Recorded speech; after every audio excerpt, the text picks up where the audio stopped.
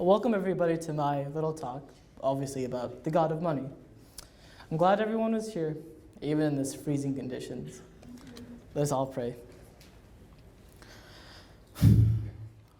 Our Father who art there, Lord, you know everything that is supposed to come out my mouth. You know every idea, every word, every saying that needs to be said today. Lord, have your presence here with me. Touch my heart, touch my mind. Understand me so that I might understand them and that they might understand you. Lord, help me. In the name of Jesus I pray. Amen. Today, I have a very idolatrous God that we see on a daily basis.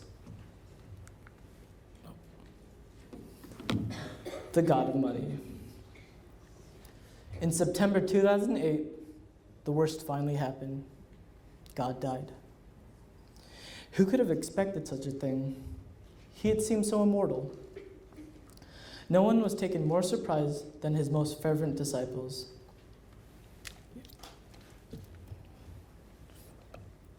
His health had never been stronger. His influence, global. In the wake of God's collapse, several of his most important influential churches were abruptly shut down. Many lost hope almost overnight. They depended on God for their future. What would they do now? Governments tried to resuscitate him, hoping that he might show signs of life. Across the Sunday talk shows, his death was analyzed. How did we allow this to happen? A typical moderator asked. Why didn't we anticipate his collapse? It's not like the first time, another guest shrugged. It goes in cycles. He always comes back. He has to. But this isn't like the past. The only time he ever had this type of bet was back in the 1930s. I don't think he'll be the same for a very long time. The arguments went back and forth with a sense of urgency and hopelessness filling the room. They had put their hopes and dreams in God. They had invested their time, their energy, their worship, their fortune into him. They counted on God to help them. Now, they had nowhere to go. God had seemed so powerful. He had provided them better lives, bigger houses, faster cars. Do you remember when our God died? At least that's what it felt like when many woke up, found 2008 and the collapse and the recession that followed after. The God of money has been here for actually a very long time. Back then, you knew him as gold or silver. Before that, heads of cattle, animal skins, or anything else that could be traded. These days, he goes by the name of cash, dough, Benjamin, moolah, list goes on. The God of money might take the form of a plastic card, or be a file named portfolio. Before his health took a turn, the God of money had come into his own. He was riding high in the modern world. He had always been a god, but he didn't always have this type of power. In the old days, he was just your garden variety false god. Most important was the king had most of it. His palace was surrounded by teeming hordes of common people who had no wealth and no hope of ever getting it. They caught their fish, plowed their fields, or fought in the army. Rarely did they have 2 pennies to rub together. They pursued more attainable gods. Then the world changed. Democracy created a somewhat more level playing field in the Western world. He was the star of the American dream. When people talked about the pursuit of happiness, the God of money would think to himself, what they really mean is the pursuit of me. Money has grown so dominant in our culture that it's difficult for us to stand back and take perspective. No matter what we may say, many of us live life as if it is the pursuit of wealth. Sometimes we hear rich people say things like, Money doesn't make you happy. But most of us think they just flew first class to some exotic destination, got together, and agreed to say that just to make us feel better. Money by the ton is the ultimate dream for so many people. When we talk about ultimate fantasy, it's winning the lottery or inheriting a great fortune from a dead relative. Mark Twain once wrote this: "Some men worship rank. Some men worship heroes. Some worship power. Some worship God. And over these ideals, they dispute and cannot unite. But they all worship money." In Luke 12, Jesus is teaching a crowd of thousands. They're captivated as Jesus teaches them to be faithful to God. "If you disown me here on earth," Jesus said, "I will disown you before my Father in heaven." Here, Jesus is urging them to see that their lives through the lens of eternity. Jesus makes the point that life is not about money. Of the 38 parables Jesus tells, 16 deals with the subject of money. Jesus seems to make it clear that the God of money is often God's main competition for our hearts. But the problem isn't money. Money isn't the root of all evils, but the love of money is. Money is amoral. It's neither good, neither bad. But itself, it holds the most potential to become a God substitute for us. When Jesus spoke of idolatry in the Sermon on the Mount, his only application was in the area of money.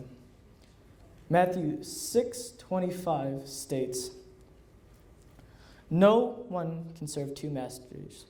Either you will hate one or love the other. Either you will be devoted to one or despise the other. You cannot serve both God and money." Money is consistently portrayed as God's main competition. And today I have a little story of a man who was consumed by this idea of money, that God was his money. His name was Frank Simmons. Frank Simmons was a man who was committed to doing whatever it took to be successful. He didn't come from a family of very wealthy people, but things were going to be different. Even when he was in high school, he evaluated his future careers based upon which he would be most successful at. He considered going into medicine, not because he had a passion for helping others, but because he knew the money was good. But he finally decided to be a stockbroker.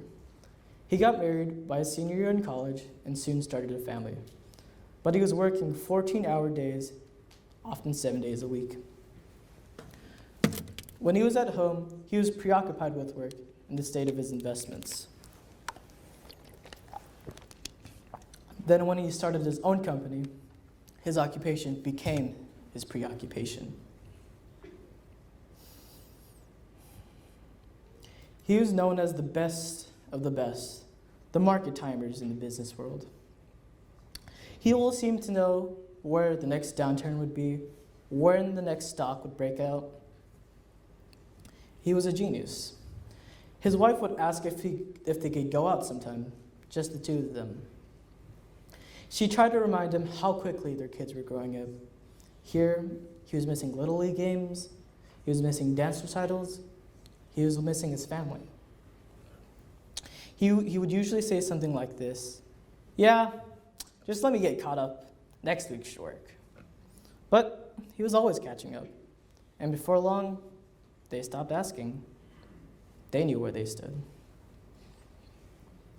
Frank would occasionally go to church to be seen by some of his clients, but most of the time, his family would go without him. By the time he was 40, Frank described himself as a self-made millionaire. With the rise of the internet, Frank realized his opportunities. He can make some real money providing online investment opportunities to investors all over the world. He would check his stocks 20 times a day and watch his fortune grow. One weekend, he flew his wife to Naples to show her the beachfront property he was going to purchase for their dream house. He told her, "By the next year, I'll take the company public. we'll be set for life. We'll have everything we could ever want. We'll be able to take life easy, eat, drink, and be merry. We'll have more than enough. She didn't say it out loud, but she thought to herself. For Frank, there would be never enough. A few days later, back at the office, Frank closed his property. That very night, he was driving his Mercedes home from the office and took a corner a little too fast.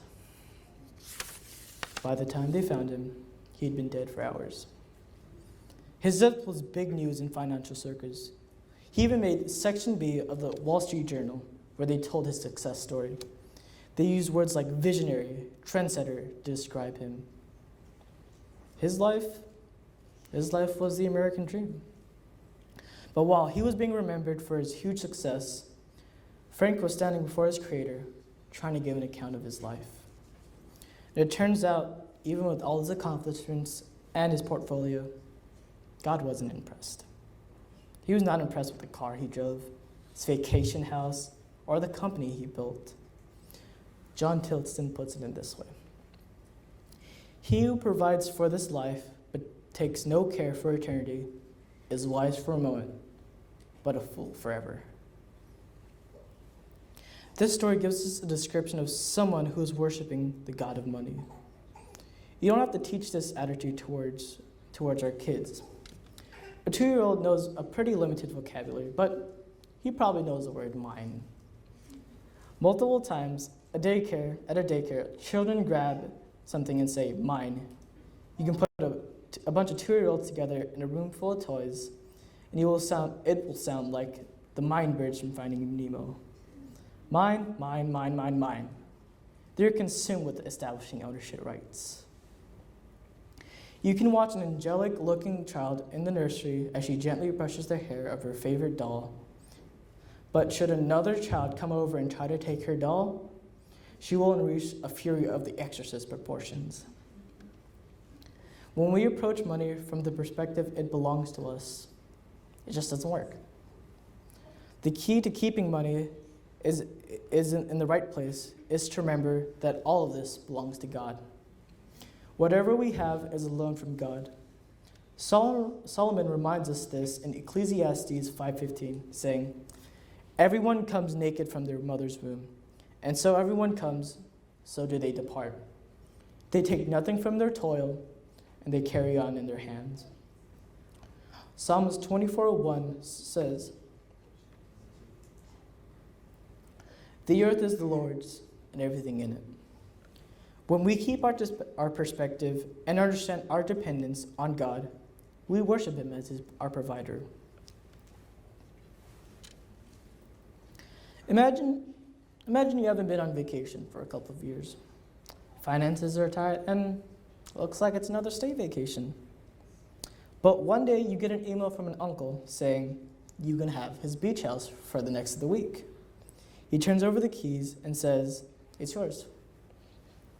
Now let's imagine you go into the house and you walk inside, turn on the light bulb's busted. You walk into the kitchen expecting food and other stuff. You open the fridge, there's nothing there. At night, even your pillow is lumpy. And so you set off to fire off an email to your uncle, laying out everything that is wrong, demanding to know what he's going to do to make it right. In real life, though, you would never respond that way. For the week you're at the beach house, you're constantly aware and grateful for your uncle's generosity. God has given us the resources for a short time here on earth, and we have to be that grateful. Go through your day sometimes just recognizing that everything you have is God's. Get out of God's bed, walk into God's bathroom, turn on God's shower, then put on God's clothes. Eat God's cereal, drink God's soy milk, get in God's car, and head to work. When we start to see all of our resources as God, it helps us develop an attitude of gratitude towards Him and a heart of worship. The reason money so often ends up being God's chief competition is the way we tend to ascribe divine attitudes towards it. We look to money to do the very same things God does for us on a daily basis. The man in the story does this very well. First, Frank Simmons looked to money as a source of security. He tells himself that he has plenty of good things laid up for many years. We think that if we save just enough money or accumulate just enough, we won't have to worry. Maybe you're afraid that the economy will collapse, or your health will fail, or there will be a terrorist attack, or you'll lose your job. And you think, maybe if I just save just enough of money, all my worries will go away. When we look at money as a security, it becomes our God, because that's where we're putting our hope and our dependence into. Prayer becomes nice, but not necessary, because, we have our own money to need it. Maybe we should consider praying the prayer of Proverbs 38-9. It reads, "Give me neither poverty nor riches, but give me only my daily bread. Otherwise, I have too much, and disown you and say, 'Who is the Lord?'" The God of power works from one shared premise. We can take care of ourselves. We can handle all our needs. The Lord is nice, but he really isn't necessary. We don't need to pray for our daily bread because, we have a pantry full of it. The God of success appeals to our self-sufficiency. Recently, I read a story about a husband and wife. The wife was the primary breadwinner for the family. She held it over her husband often, and their marriage was falling apart. One day, she bought 2,000 shares of an IPO stock, costing over $180,000. It was everything she had, plus some. But when the stocks opened up, she was left with nothing. Now, her family was in debt, and they had to pay off her loss. She was devastated. She called her husband and said, "It's just money. We still have each other." God began to teach her what really mattered in life. She saw herself as the provider instead of being provided. She now sees that day she lost $180,000 as one of the best days of her life. If she hadn't lost all that money, she wouldn't have realized her husband's love, and they would have likely divorced. Instead of being a committed mom, she would be continually finding her worth in money and how much she made. And most importantly, she wouldn't have realized her dependence on God or put her complete trust in him. If money and success are your gods, you may be blessed for them to be taken away from you, rather than spend your life bowing to them, only to find out you missed the real thing. Second, Frank looked to his money as a source of satisfaction. He thinks to himself, if I just accumulate a little bit of more money, I can take life easy, eat, and be merry.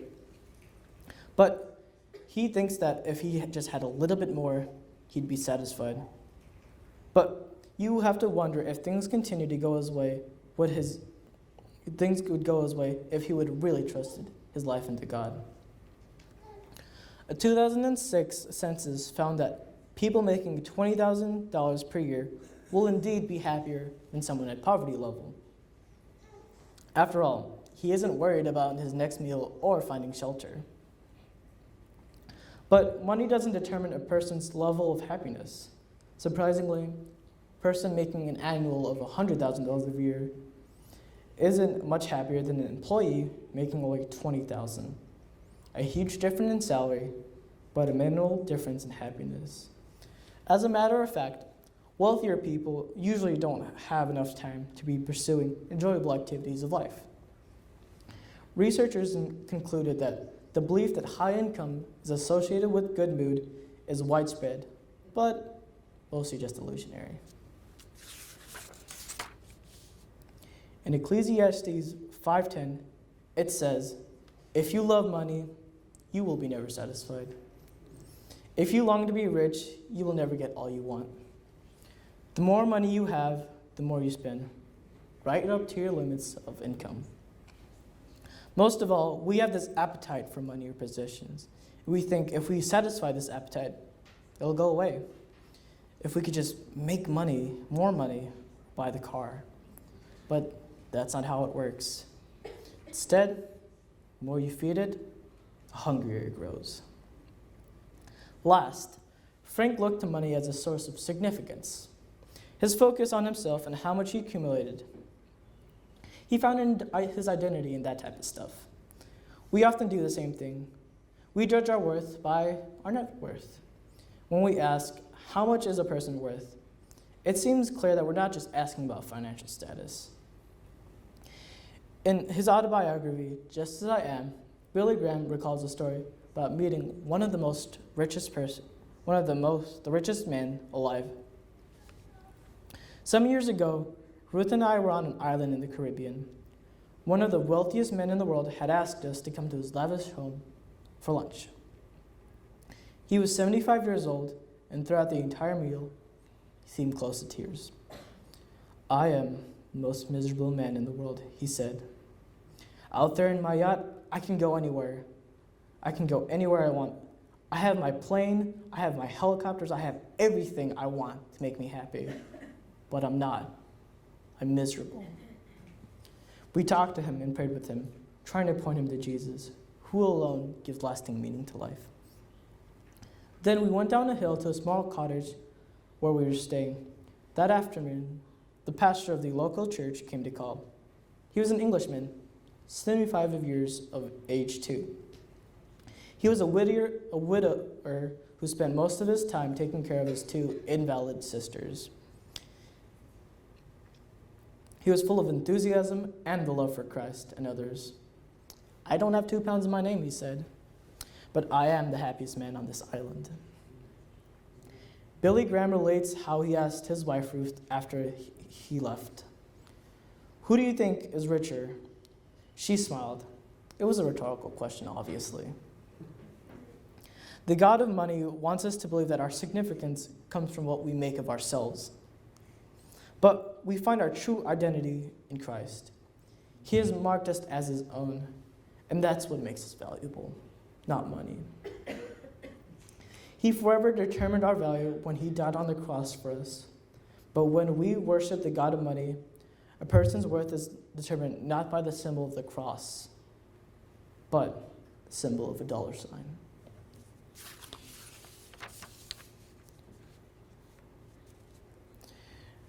A man in Luke 12 had put his trust in money and possessions. His plan was to retire early, eat, drink, and be merry. But that's not what happened. Luke 12:20 records the end of the story. "But God said to him, 'You fool, this very night your life will be demanded from you. Then who will get what you have prepared for yourself?' The man died that very night, and his accumulations bought him nothing but a nicer funeral." Is it possible that you have ascribed money to some of these divine attributes? Are you looking to money for something you want God to do? Our currency in the United States has a slogan stamped right on top of it: "In God we trust." That's a little more than ironic, given that we trust money more than our God. Instead, we read it more like, "In God do we trust?" How we handle our money has a way of answering those questions. Jesus puts it in this way.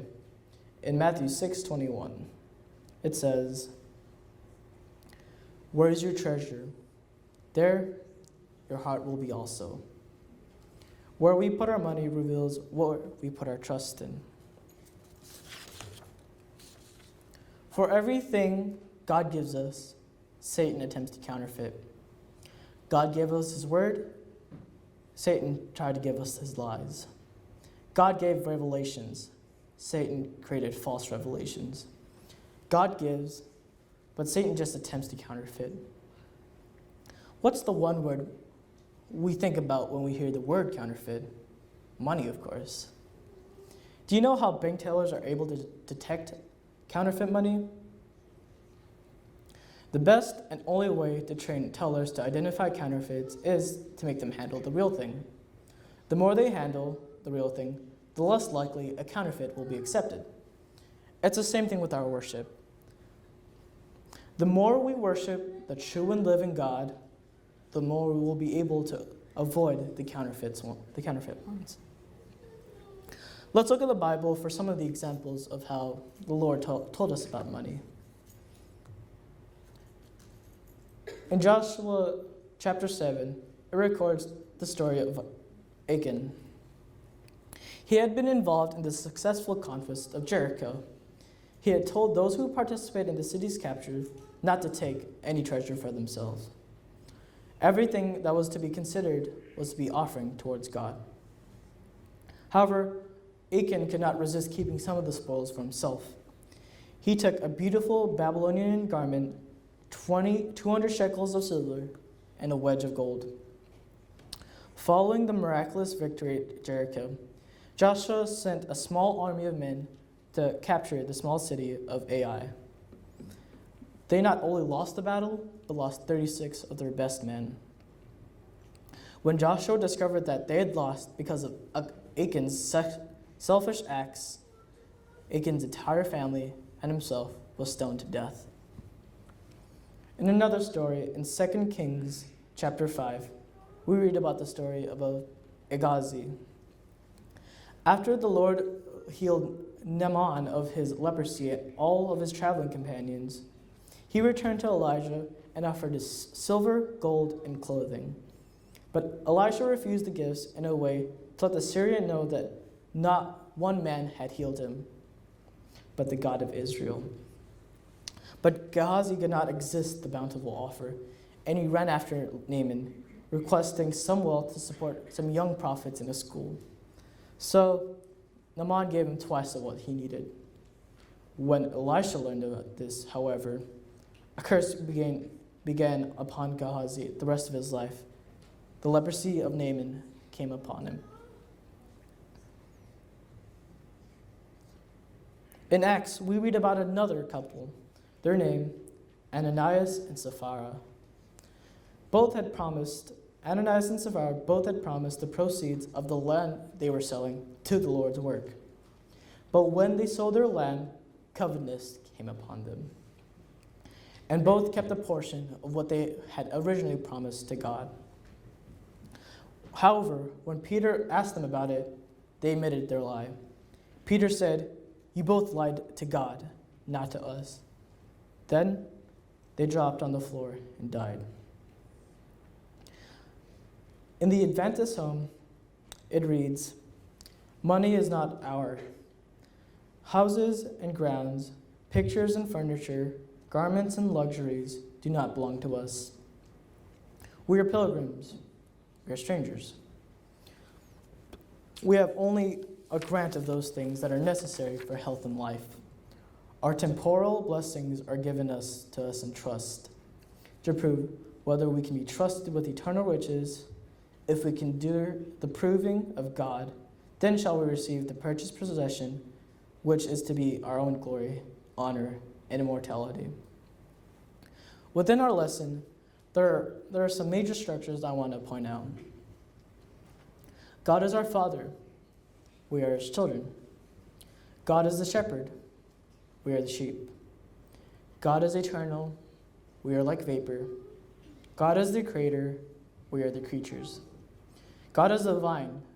We are His branches. God is the head. We are His body. And in financial matters, God is master. We are His stewards. The scriptures repeat and repeat over again in light to glorify God, not for the accumulation of possessions. In 1 Corinthians 10:31, it states, "Therefore, whether you eat, drink, or whatever you do it all to the glory of God." Also, Matthew 5:16 says, "Let your light shine before men, they may see your good works and glorify your God, your Father in heaven." The Lord is our God, our financial shepherd. He knows the economic plot holes of our future, yet continually we strain and rebel, all because of our perceived confidence in ourselves to keep ourselves in financial security. If we instead chose to let God take over us, our lives, take over our trust, we wouldn't have to worry. He would take care of us. As we begin to wind down, I wish to ask everyone one question. Will we continue to take the risk of relying only on ourselves? Or will we let God become our lifeboat, saving us from all dangers? Will we become rich in God? Thank you.